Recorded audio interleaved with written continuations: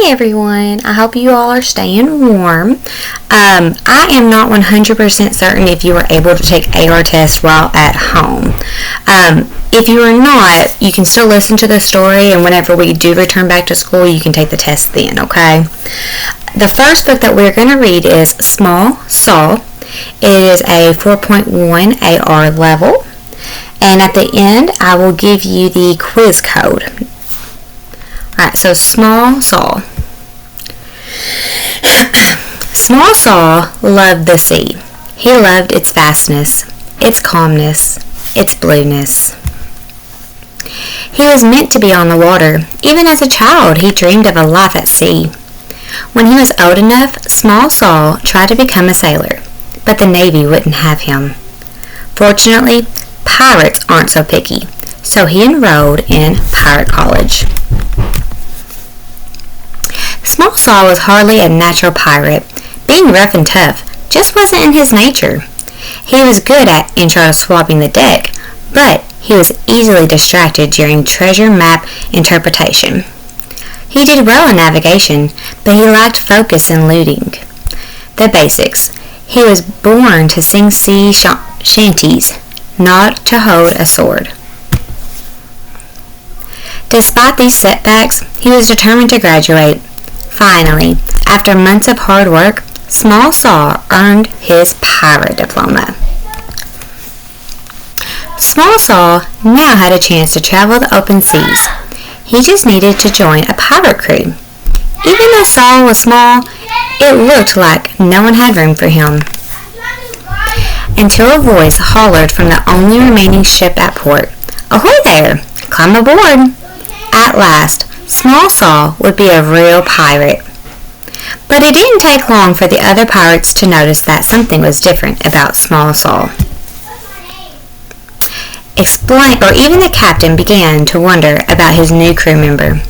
Small Saul knew that if he wanted to remain at sea, he would have to prove his worth as a pirate.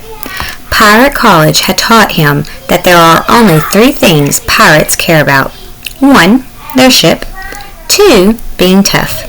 3, lots and lots of treasure. Small Saul needed to know or show that he cared about these things as well. To begin with the ship, Small Saul decided to add some special touches to make the rusty squid a bit more homey. Sadly, his efforts failed to impress his crewmates. Next, Small Saul considered how to be tough. Since fighting wasn't for him, he decided that a tattoo would be perfect. Unfortunately, the result didn't seem to intimidate anyone. Redecorating the ship and demonstrating his fierceness hadn't worked. His only option was to get some treasure, but he wasn't sure how. Small Saul thought about how to find treasure while he swabbed the deck.